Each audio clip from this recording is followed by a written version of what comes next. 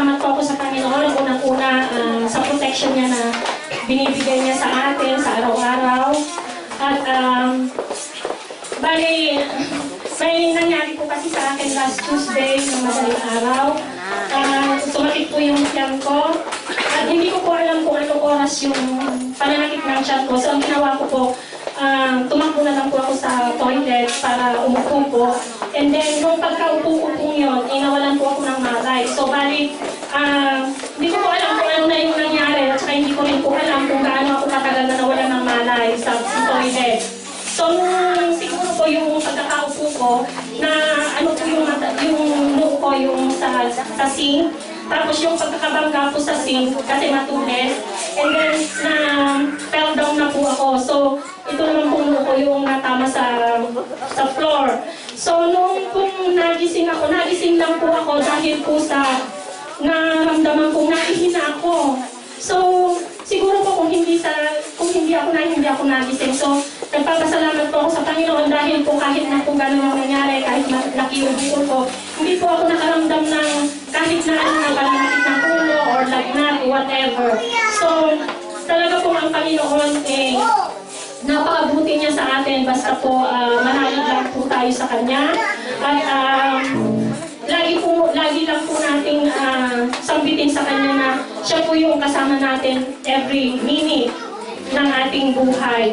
At pangalawa po, nagpapasalamat din po ako sa Panginoon dahil po yung anak ko po nakatapos na po siya ng grade 2, which is kahit po wala ako doon, nakakuha po siya ng first honor na alam niyo po yung bilang isang magulang, kahit po hindi kasama yung anak, ito po yung nagpapalaki. Yung iba din ng anak na maipakita rin sa magulang na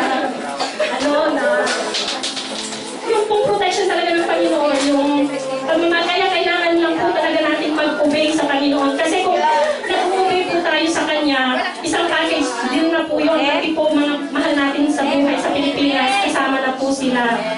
Yun lang po at maraming salamat po. Binabalik ko po sa Kanya lahat po ng kasasalanan.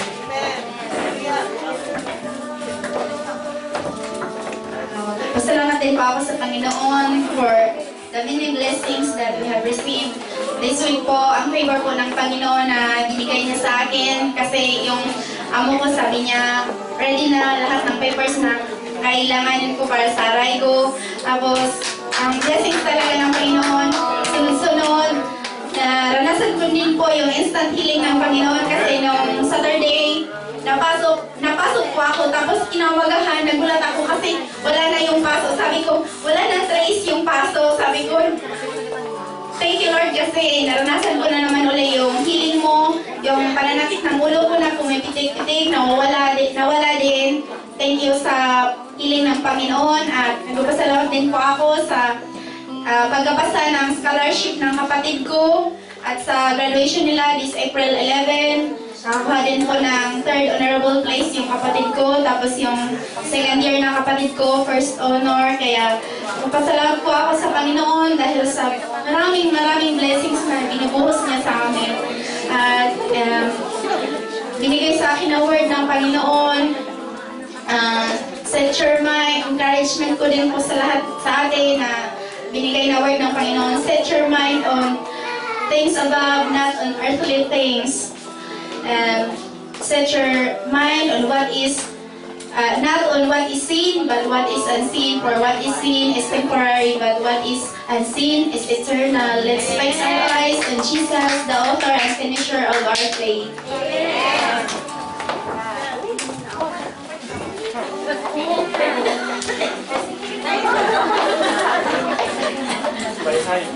Gusto ko lang magpasalamat. Una, sa taas. Pangalawa, sa mga nag-bless sa atin. Maraming salamat sa inyo lahat. Dahil kung di sa premyo, baka wala na ako ngayon dito. Muntik na akong mamatay sa asma. Tatlong buwan ko na itong tinitiis dahil sa kakatrabaho ko. Kaya naisabi ko sa inyo sa Facebook, pag nyo samantalahin ang trabaho, alagaan din natin ang katawan natin. Kasi, hindi tayo makakapagtrabaho kung may sakit, kung hindi tayo makakain ng maayos, dahil yung amo ko medyo mabait din sa pagkain, kaya bumibili ako. Pero okay lang sana hindi. Pero ko sa asthma ko hanggang lumala na. Hindi na kaya ng Ventolin. Alas 5 madaling araw last Saturday.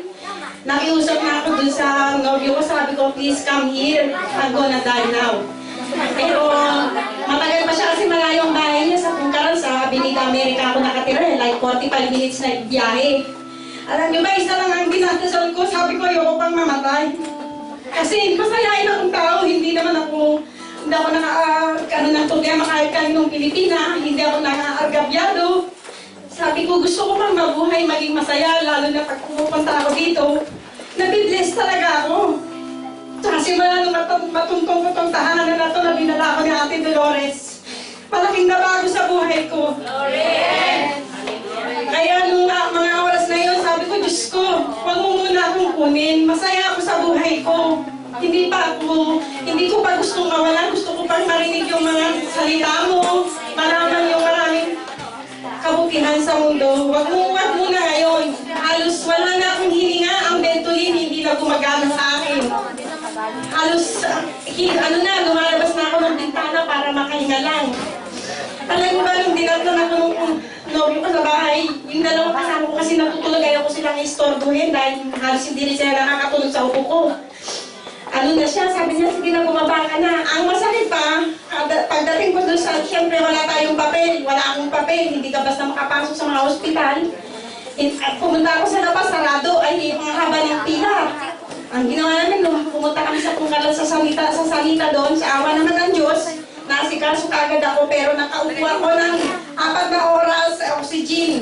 Kasi talagang halos wala na, ino-oxygen na ako, nilagyan ako ng injection sa puwet. Ang tagal ko doon, halos inabot ako ng 8 oras. Kaya sabi ko, Diyos ko, pangalawang buhay ko na to. Doon sa mga nagdasal sa akin, maraming salamat. Ang masasabi ko lang sa inyo, huwag niyong abusuhin ang sarili sa trabaho. Maraming salamat po, Panginoon. Maraming salamat po sa inyo.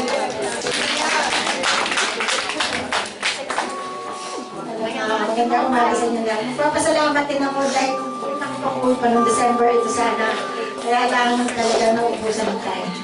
Nagpapasalamat po ako sa Panginoon dahil ang talagang hindi niya pinabayaan.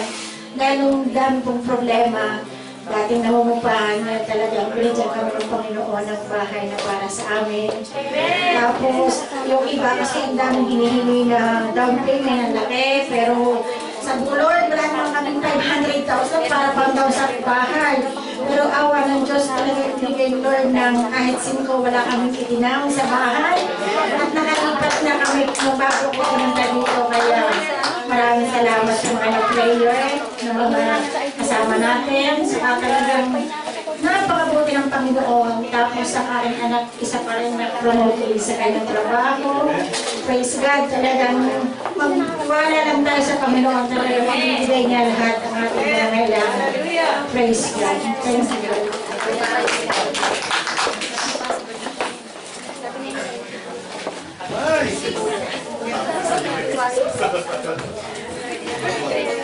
Nagpapasalamat din po ako sa Panginoon dahil natapos din po yung dibo ko hapon.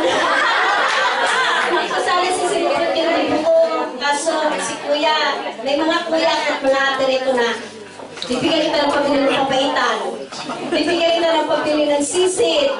Tapos isa naman, ate, bibigyan din kita. Sabi niya, Rizal, si ate. Si ate. Asan na si ate? Yun. Nagpapasalamat po ako dahil may mga malayo yung mga kapatid ko pero meron po ako mga kapatid dito sa church. So nakaraos po. Sabi ko kay Pastor, kung sino yung pupunta ng Sabado, pakisabi na lang sa kanila na pumunta sa bahay. Kasi marami pong handa. Akala ko nga magkukulang pero sobra pala. Sabi ko pa kay Leslie insikaso, sabi ko bumili ka ng spaghetti. Sabi naman ni Leslie, mama sobra yan, sobra na talaga. So, praise God talaga. Ang sabi nga, napipress ako dun sa testimony ni, na ang buhay talaga natin maikli lamang. hindi po natin alam kung anong oras po tayo kukunin ng Panginoon, pero dapat po lagi po tayong nakapokus sa Kanya.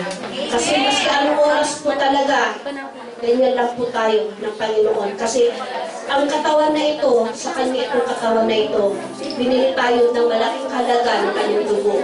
So dapat kung katawan natin ito ay hindi lang paisi-isi, dapat talaga magpasalamat tayo sa Panginoon dahil nabubuhay pa tayo at magpagamit tayo sa Kanya. So, nakaka-bless yung mga testimony dahil hindi sila kay sister na hindi siya pinabayaan, natumba na, nawala ng malay. Sabi ko, ang Panginoon napakabuti, talagang binibigyan tayo ng kalakasan, hindi tayo pinapabayaan.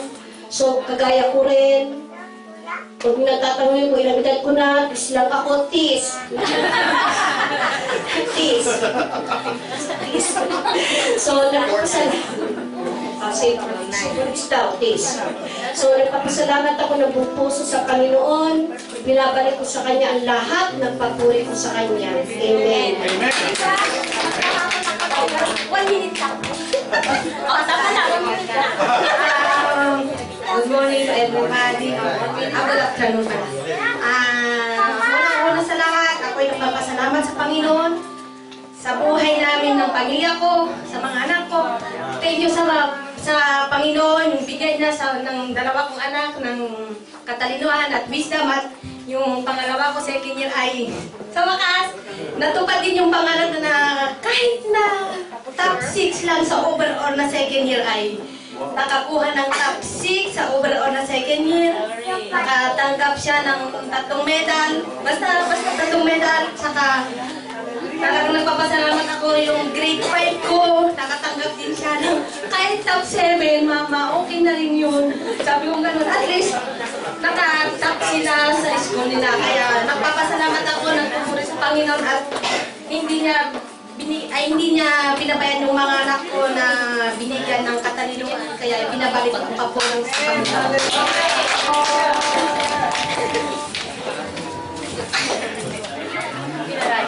Papasalamat din po ako sa Panginoon sa pagkilos sa aming buhay.